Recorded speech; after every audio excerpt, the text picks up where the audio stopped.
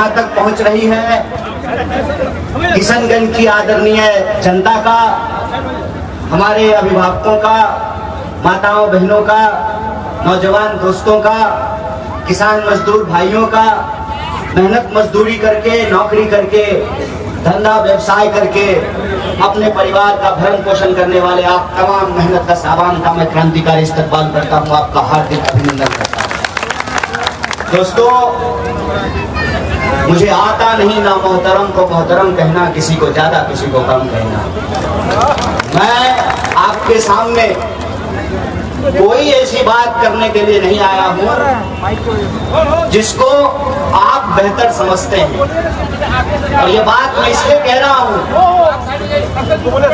कि चुनावी मौसम है। चुनाव में जो है अलग अलग पार्टियों के अलग अलग सियासत करने वाले उम्मीदवार खड़े होते हैं, और हर पार्टी का जो नेता होता है वो चाहे हेलीकॉप्टर से आए कि ट्रैक्टर से आए, वो अपने उम्मीदवार को दुनिया का सबसे अच्छा इंसान कहता है। और हमारे यहाँ कहावत है, अपने दही को कोई खट्टा नहीं कहता है। तो पहली बात तो ये है कि मैं आपको ये बताने समझाने के लिए नहीं आया हूं कि आपको 11 तारीख को क्या करना है।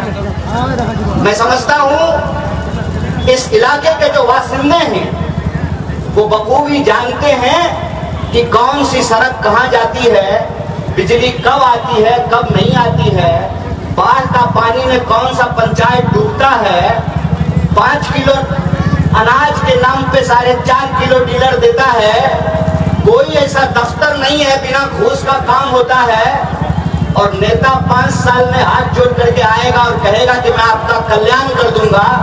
आपका कल्याण हो ना हो, लेकिन नेता का कल्याण जरूर हो जाता है, इस बात का आप बखूबी जानते हैं।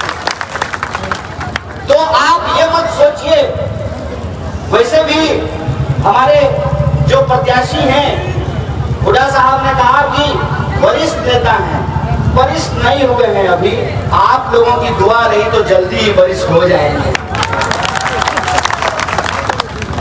तो आपको मैं समझा बता नहीं सकता, क्योंकि आप हमसे ज्यादा तजुर्बेकार हैं। हमारी माताएं बची हुई हैं, हमारे बुजुर्ग हैं, यहाँ पे नौजवान दोस्त हैं, उनको मालूम है कि सही क्या है और गलत क्या है। लेकिन मैं आपसे कुछ ऐसी बात करना चाहता हूँ जो हम अपने रोजमर्रा के जीवन में अक्सर भूल जाते हैं, हमको याद नहीं रहता है। वैसे भी आजकल मोबाइल पे रील देखने में पहला रील से 5वां रील पे पहुंचिएगा तो भूल जाइएगा कि पहला रील कौन सा देखे थे। और मजेदार प्रधानमंत्री इस देश में चुना है, वजीरे आजम खुद भी रील बना रहे हैं और पूरा का पूरा मंत्रिमंडल ही रील बना रहा है। और भाषण देने के लिए आते हैं तो कहते हैं कि डेटा सस्ता हो गया है, इसलिए मोबाइल से रील बना करके आप लोग भी करोड़पति हो जाइएगा। चाचा खेला करते हैं, अमित शाह का बेटा जैसा से काहे नहीं रील बनवाते हैं, उसको तो बीसीसीआई का सेक्रेटरी बना दिए हैं। हमसे कहते हैं रील बनाइए। ये बात मैं आपसे कहने के लिए आया हूं, और आपसे 2-4 मैं दिल की बात करूं उससे पहले मैं बहुत शुक्रिया अदा करना चाहता हूं हमारे लोकसभा के मेंबर, आपके सांसद डॉक्टर जावेद साहब का, कांग्रेस पार्टी के जिला अध्यक्ष का, और जयपुर से चल करके आए हैं हमारे एमएलए साहब रफीक भाई, और इनका स्ट्राइक रेट बहुत अच्छा है। पिछली बार हम लोग कैंपेन कर रहे थे और ये जहाँ पे ऑब्जर्वर थे तो इनको जितना सीट पे ऑब्जर्वर बनाया जाता है ये सब चुनाव जीत जाते हैं। अगली बार इनको बनारस का ऑब्जर्वर बनाना चाहिए। मैं कहता हूँ कि अगली बार इनको बनारस का ऑब्जर्वर बनाना चाहिए। इनका स्ट्राइक रेट बहुत सुंदर है। तो मैं आप सबका, जहां तक हमारी आवाज पहुंच रही है, अपने पार्टी की तरफ से, भारतीय राष्ट्रीय कांग्रेस की तरफ से, महागठबंधन के तमाम घटक दल की तरफ से, अपने एनएसवाई के जिला अध्यक्ष का, यूथ कांग्रेस के जिला अध्यक्ष का, महिला कांग्रेस के जिला अध्यक्ष का, किसान कांग्रेस के जिला अध्यक्ष का, सेवा दल के जिला अध्यक्ष और सभी कार्यकर्ताओं का स्वागत करते हुए आपका तहे दिल से शुक्रिया अदा करता हूं। और बिना किसी लाग लपेट के मुझे 3 बात आपसे कहनी है। पहली बात तो ये कि आप लोगों ने कुछ दिन पहले मीडिया में एक बड़ा बवाल सुना होगा। बवाल ये था कि हर बार की तरह इस बार भी सरकार ने यह फैसला किया कि हम जबरदस्ती भलाई करेंगे। जैसे जबरदस्ती पकड़ करके वो भलाई करना चाहते थे किसानों का, और किसानों ने उनसे मांगा नहीं था। किसान उनसे फसल का दाम मांग रहे थे, लेकिन प्रधानमंत्री ने कहा जबरदस्ती पकड़ करके हम किसानों की भलाई करेंगे, और उनकी भलाई के लिए वो 3 कानून लेकर के आए। किसान उसका विरोध करने लगे, 1 साल तक विरोध किया।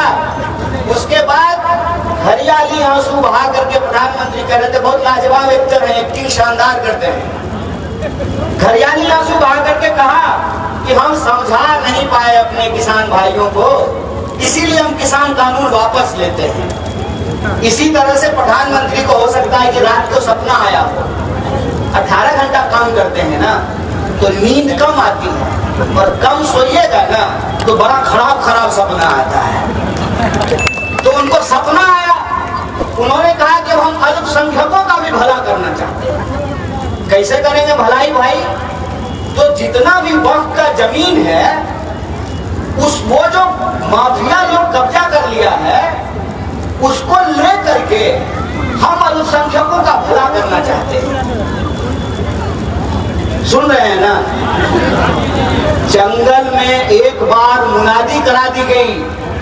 हरिशंकर प्रसाई की कहानी है। जंगल में एक बार मुनादी करा दी गई कि जंगल में चुनाव होगा, और जंगल में जब चुनाव होगा तो जंगल में भेड़ों की संख्या ज्यादा होती है। भेड़िए इस बात से चिंतित हो गए, तो सियार जाकर के उसको समझाया, महाराज आप शाकाहारी होने की घोषणा कर दीजिए और कहिए कि अब भेड़ों की भलाई भेड़िए किया करेंगे। और यही भलाई करने के लिए प्रधानमंत्री एक नया कानून लेकर के आए।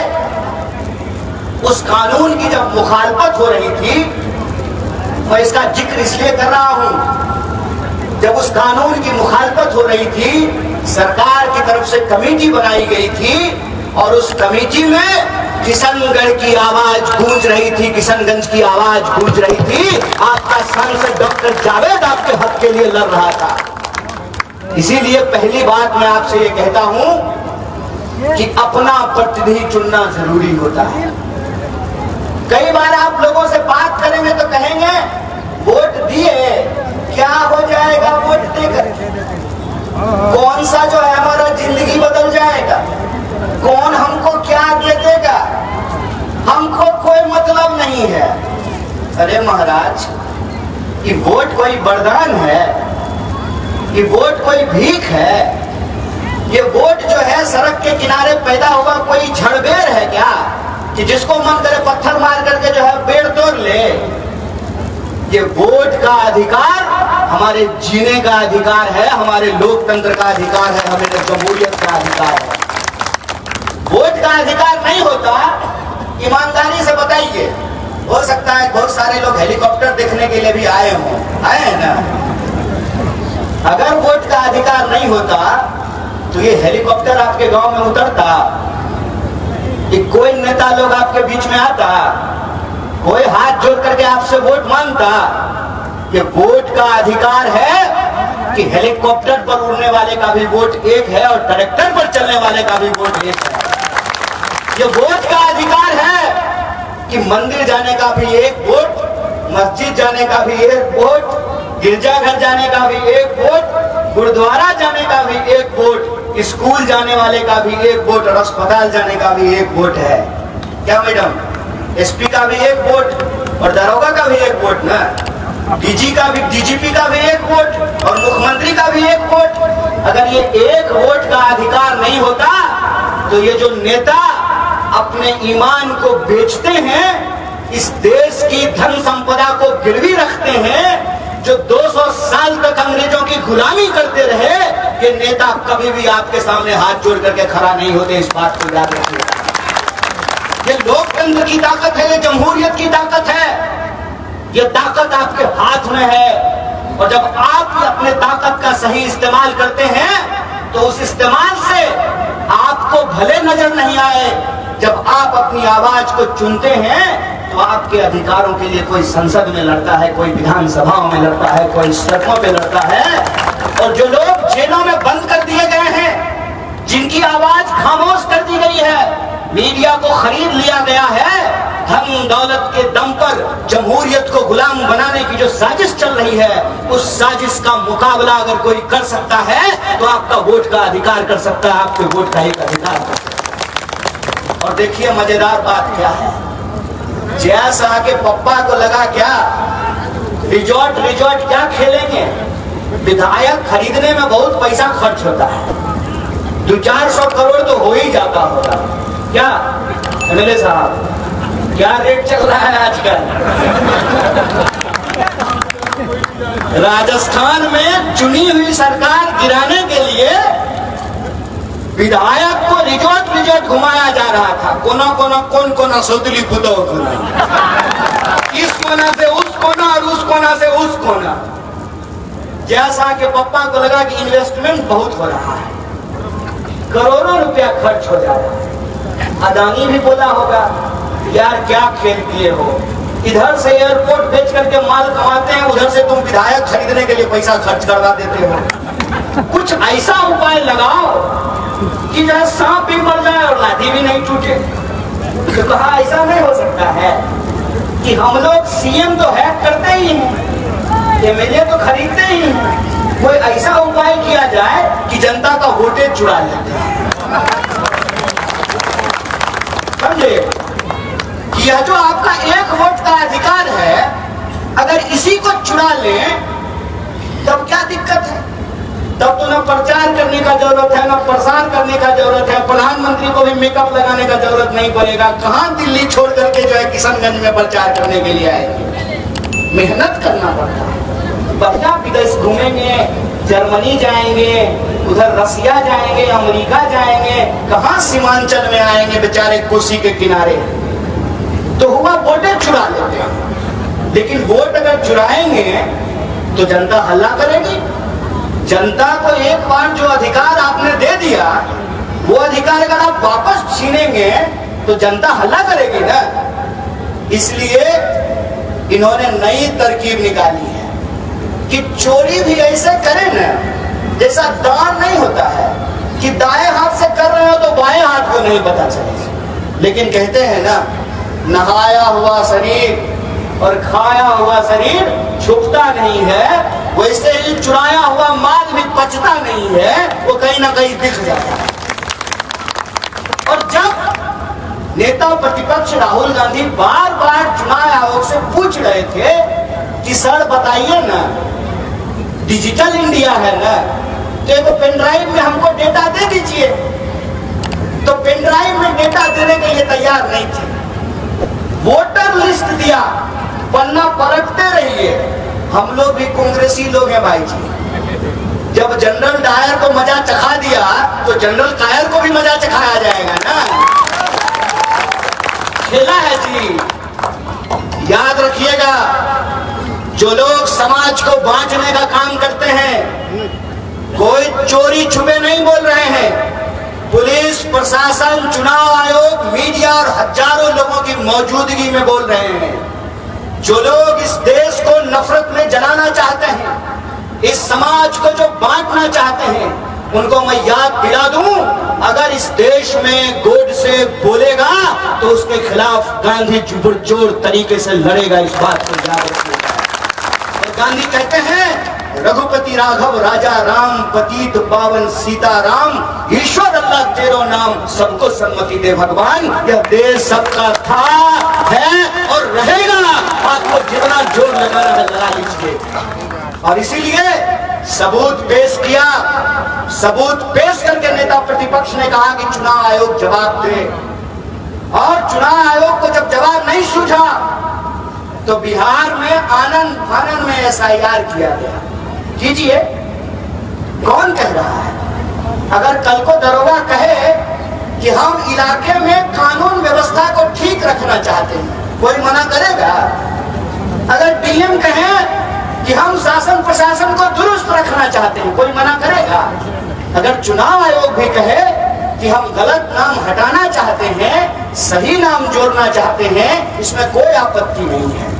लेकिन चचा, अगर आप वो मौत के कुआं के खेल देखे आप लोग, तो चमकौआ कपड़ा पहन करके वो आदमी डिस्को डांस करेगा, और मेला देखने के लिए बच्चा बुतरू जब जाएगा तो बढ़िया गोल गोल जो है गाना बजाएगा। बच्चा बुतरू को लगता है कि चमकने वाला कपड़ा पहनने वाला आदमी में बड़ी कौतूहलता होती है, बड़ी जिज्ञासा होती है, तो कहता है कि पापा जाएंगे हम जो है इसको ना मोटरसाइकिल चलाते हुए देखेंगे मौत के कुआं में। अंदर बच्चा जब टिकट कटा करके बाबूजी के साथ जाता है तो देखता है कि चमकौआ कपड़ा पहन करके काउंटर पे कमर हिलाने वाला अलग आदमी है, और अंदर गड्ढा में मोटरसाइकिल चलाने वाला अलग आदमी है। मतलब जब तक आप जादूगर का गिली गिली पम पम छू सुनिएगा तब तक वो हाथ का सफाई कर देगा। कह रहे हैं कि हम वोट मतदाताओं का अधिकार सुरक्षित रखने के लिए ऐसा काम कर रहे हैं। हकीकत ये है कि जब आप गृह मंत्री का बयान सुनिएगा तो गृह मंत्री कहते हैं कि घुसपैठिए घुस आए हैं। कहां से सर जी, कहां से घुस आए हैं? महाराज, बिहार का लोग लाखों लाख की संख्या में ट्रेन भर करके पढ़ाई के लिए, कमाई के लिए, दवाई के लिए अपना घर छोड़ करके बाहर जा रहा है। कौन मुरव्वत है जो यहाँ आ गया? हमको जरा समझा दीजिए। बात पल्ले पड़ी? बिहार का लोग जो बिहार में पैदा हुआ है, नौकरी के लिए, इलाज के लिए, पढ़ाई के लिए बिहार छोड़ करके देश भर में जाकर के काम कर रहे हैं, और देश तो छोड़िए विदेशों में जाकर के काम कर रहे हैं। अपना मुल्क छोड़ करके दूसरे मुल्क में जाकर के काम कर रहे हैं। और अगर मान लीजिए खुदा न खास्ता कभी कभी गलती से देश का गृह मंत्री यदि सच बोल रहे हैं तो इसको इस बात का जवाब देना चाहिए ना कि शासन प्रशासन को चलाने की जिम्मेवारी नेहरू जी की है कि प्रधानमंत्री मोदी की है। इस सवाल का जवाब उनको देना चाहिए ना। कौन देश चला रहा है?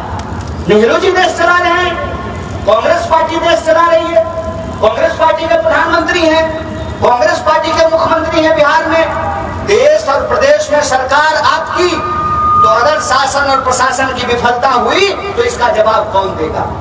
ये बेईमानी है, ये भटकाने की साजिश है, ये अंग्रेजों की चाल है। अंग्रेज कहते थे फूट डालो राज करो, ये कहते हैं ध्यान भटकाओ और देश का माल समेट करके अपने दोस्त की तिजोरी में पहुंचाओ।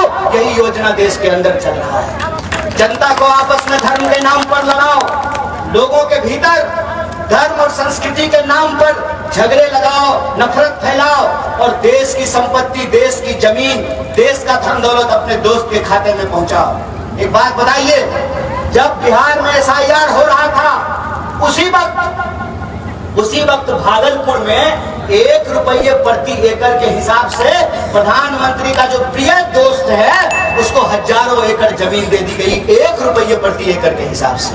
बताइए क्या जी? कैमरा लगा हुआ है। लेमन जूस मिलता है 1 रुपया में? टॉफी नहीं मिलता है ना? मटन चॉकलेट बंद हो गया।